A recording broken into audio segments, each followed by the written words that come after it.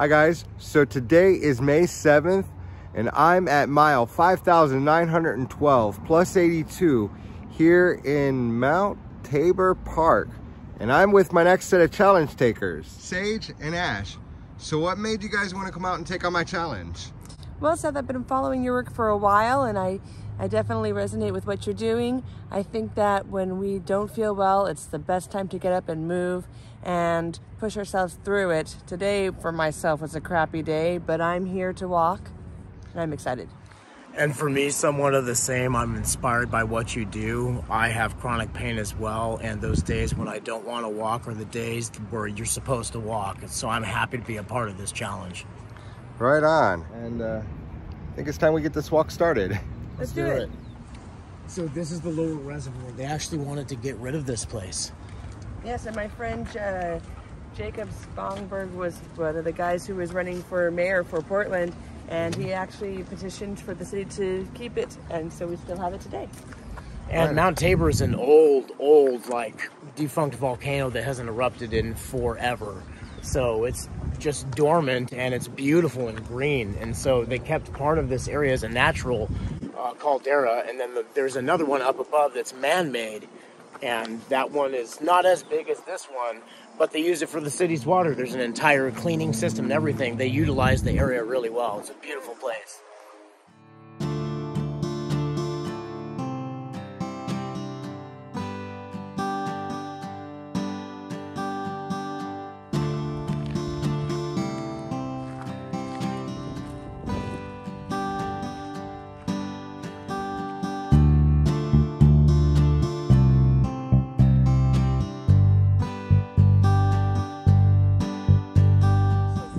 Known as the Mount Tabor Steps.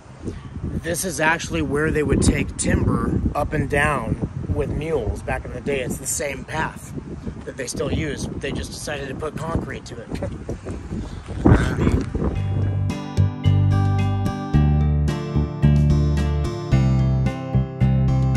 They would literally run a log line up and down, or mules zigzagged, and the mule path is gone, but you can kind of see where it used to be. Right on. Well, after you guys.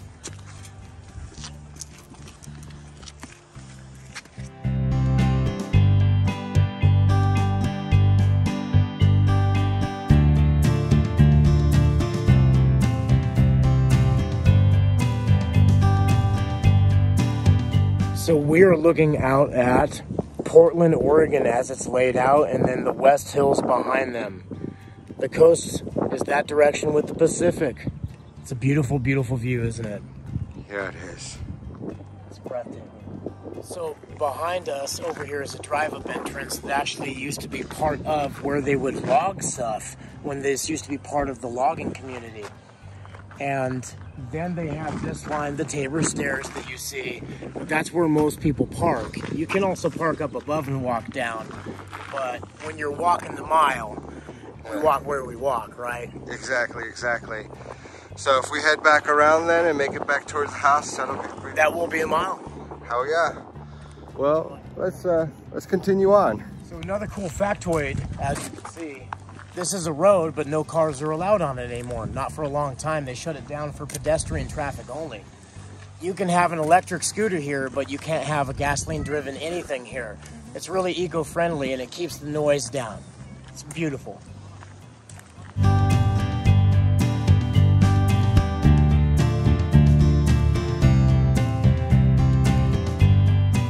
And then when we go back, go right up that glade, and if we have an opportunity to enjoy some imbibing of some flour, we could. Right on. And if not, we can go back home and do it. But that will be the mile. Right on. They still use this as a processing plant. It's very, very castle-like, you know, when you look at that. And there's a reason for that. They had to be able to defend it when it was originally designed. It literally comes from actual castles. And those things are designed just like them so that you could defend, I don't know, I guess a waterway. Or, you know, or some water. Well, yeah. It's a reservoir. And it was privately owned.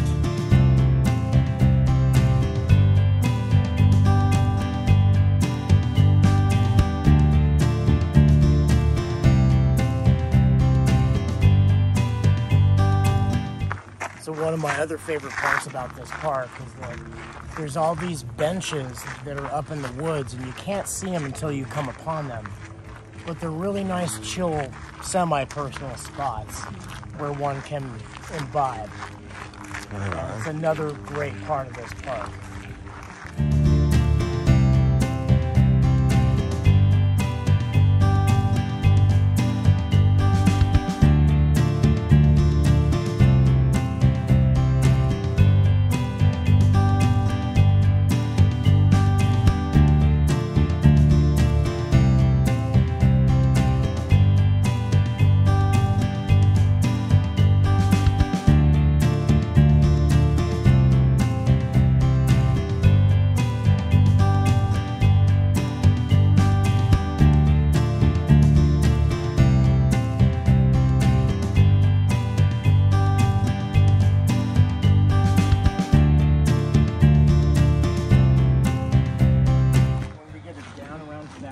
That's technically supposed to be the actual mile mark. This is a wonderful place up above to watch a sunset. It's really, really a nice spot.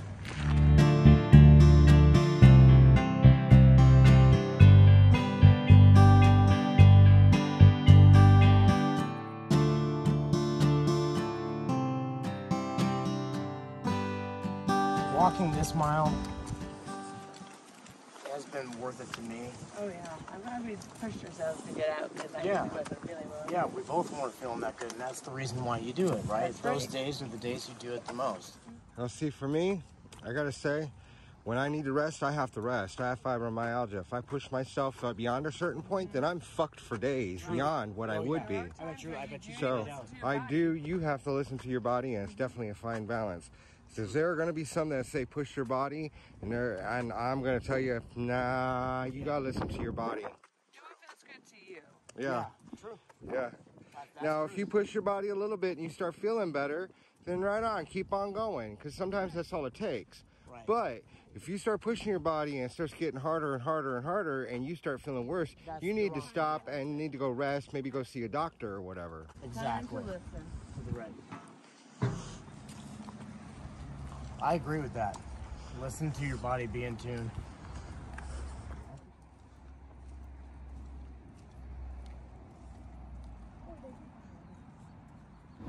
Hi guys, so I'm back here with Sage and Ash. So what did you think of the walk? I loved it. I always learn a lot from you, and it was a perfect place, I think, for us to go and experience it. Definitely. Yeah. So I loved it. I would do it again in a heartbeat. Right on. I saw some magic. So. Yeah, I was really happy to go on the walk. As I said the other day, I wasn't feeling very well, but I pushed myself through it, and I'm really glad I did. It was wonderful. Thank you, Seth. Oh, Yeah, most welcome, most welcome. Yeah, I wasn't really feeling it either. Matter of fact, we didn't even film a smoke sesh that day because all I wanted to do is, by the time we finished that walk, I just wanted to finish the walk and get back and actually go lay down. I think I came back and took a nap. You did. Yeah. We were all pretty chilled. We were. Yeah, my body's just kicking my ass lately. So here we are. We're going to have our smoke sesh right now. That is correct. So I wanted to ask you, how long have you been smoking cannabis? I've been smoking cannabis since I was about 17 years old. Are there any specific ailments or reasons that you use cannabis? Absolutely. The initial one was glaucoma. It helps regulate my eye pressure so I don't go blind, literally. And also, most recently, it's been helping me with treating the symptoms of my colitis and a uterine fibroid. Oh, okay. Yeah. Damn. Mm-hmm. And Ash, how long have you been using cannabis? Well, I started when I was about 13, 14, but I didn't really get active until high school or later. And I use it for a myriad different reasons as well. I have glaucoma, we're both legally blind like that, so it really helps with our intraocular eye pressure. Plus, it just makes everything better. Ever since I've had cannabis in my life, it's enhanced it. So my muscle stuff that I have, my nerve stuff, it's my go-to for anything. I would rather do that than take a Tylenol or something like that, or take a analgesic. So that's where it's at. Yeah. Same here. I love cannabis, and I'd rather use it than pills any day for anything. And that hash is delicious. Cheers to cannabis. Cheers to cannabis. Thank you, sweetheart. Is there any specific strains that you find helpful? Yes, actually. White Widow has been one that has really helped. And recently finding strains that have an addition of CBG in their profile is also very beneficial. The one thing that I have found not to be beneficial, actually a detriment, is CBD. Oh, really? It raises my intraocular pressure and makes my glaucoma worse, my vision worse. Really? Yes. Yeah. You know, that's something I never really heard about, CBD actually not being helpful.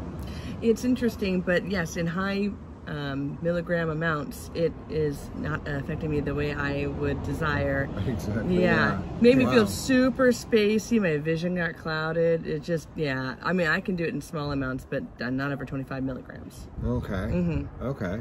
Yeah, each one of us is different, guys. Absolutely. Definitely. And you, any specific strains that you found helpful? Oh yeah, so I love sativas because I love heady stuff, but as far as like for help with my pain, I love Blue Dream, I love Trainwreck. Those are excellent ones. 9 Pound Hammer for the nighttime stuff. Some Durban Poison's my personal favorite because it's a landrace strain that has a high amount of CBG and CBD naturally in it. But the other one, like she was saying, CBG, which lowers your intraocular eye pressure, Allen Wrench, which is another sativa, for whatever reason, just has a massively high concentration of CBG. Oh, okay. So I used to actually get that stuff synthesized, and I would take capsules, and I stopped taking. I went from 7 eye drops down to 1. Wow. Yeah. Wow. So it really, really works. Cannabis is an amazing thing. Absolutely. I wanted to say thank you so much for inviting me into your home. And yeah, guys, that jelly, freaking awesome. I'm thinking some of that spread with some almond butter. Absolutely. So good. And we're getting ready to create some infused lilac jelly. Damn, that smells so good. So now we're just going to basically let these cool. So this morning I decided I need me a little bit extra pain relief. And I'm breaking out Sage's cannabis infused lilac jelly. Gonna make myself a sunflower butter and jelly sandwich this morning. And look at that, guys. Isn't that a beautiful color? Oh, I can't wait to taste this. Thank you so much for showing me how you make it and sharing some, man. That was freaking awesome. This right here is a gourmet ganja chef. Top notch. Top notch. Thanks, guys. I remember those burgers on the brioche buns. Oh, that's right. The sliders. That's at right. Weedstock. That's right. Yes, I made those homemade infused brioche buns with our burgers. Yes. Yeah. What we're having here is a medicated brioche bun that's homemade, and it's a bison burger with whiskey onions and garlic mushrooms, and then this is a medicated pasta salad with dried cranberries, grapes, apples, broccoli, and pecan. Oh, wow. The total meal is about 50 milligrams THC. This is gonna taste so good. I already know. So, you know, of all the various ways that I know that you use cannabis, do you have any preferred method? Absolutely. Well, I definitely partake with smoking and dabbing. Edibles, I find, are the most important thing in my life. And the reason why is because the effects last 6 to 8 hours. I don't know how I would have gone through my past career, my past life as a teacher if it hadn't been for edibles, because there's no way you can smoke cannabis when you're a teacher. And edibles were the only way I could have it in the morning and not feel any, like I wouldn't be high in the classroom because I have a huge tolerance. And it would maintain my ocular pressure so I could do my job and keep my sight. Wow, wow. So when did glaucoma get set on? Well, I was born with cataracts in both eyes, and glaucoma was a side effect from the surgery, and I was diagnosed with it around 12, but I probably had it earlier than that. Wow. And so did you immediately notice that when you started smoking cannabis that it was helping? Absolutely. I went over to my friend's house to have a bong hit for the very first time, and it was just about dusk. And so when it came outside, all the lights in the street came on. Normally those lights are starbursted, but after a nice bong hit of cannabis, it was clear. The light shone and there was no aura around it, and that's when I knew that it had done something for my vision. Wow. Wow. That's pretty amazing. I know that when I realized I had fibromyalgia, or I got preliminarily diagnosed with it, I would sit there and smoke a bowl, and immediately, as long as I didn't move, I I felt no pain. The minute I moved, I felt pain.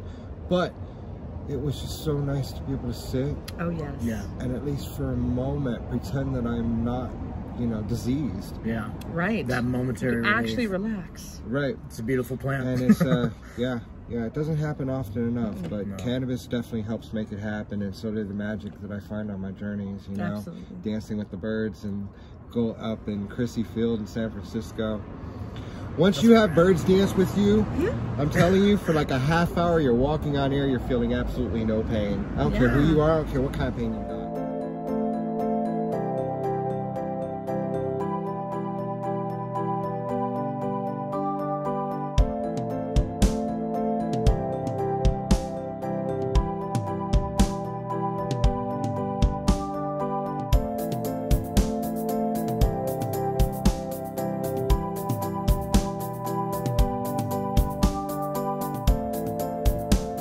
You ain't feeling it because your brain is just stuck on the magic. Yeah.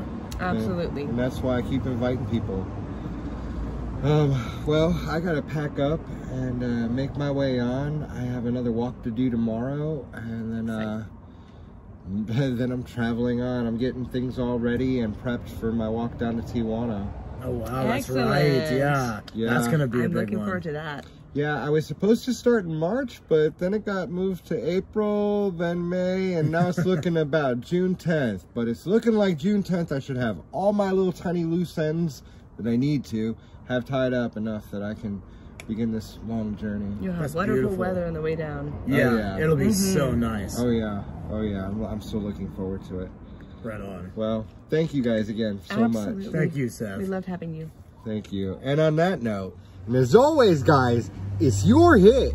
Don't make me smoke all this weed by myself. Come walk a mile with Seth. He'll show you some magic. Yes, guys, I challenge you, come walk 1 mile with me, and I will show you magic. Much love and much peace, you all. Okay.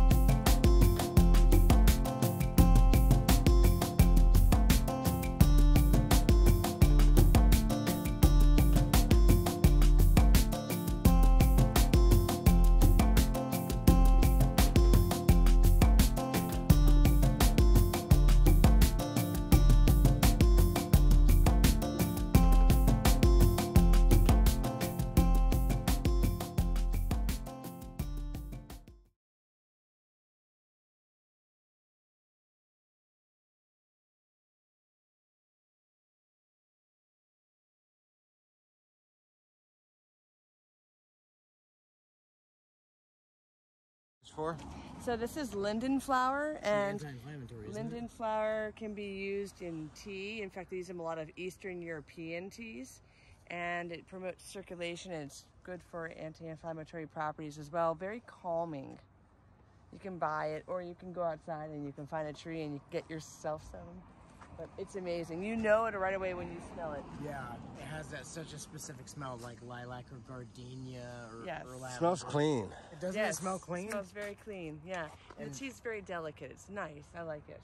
It's yummy. I've only had it once and I didn't know that I was having it. Someone gave it to me and I didn't know that's what it was. It did have kava.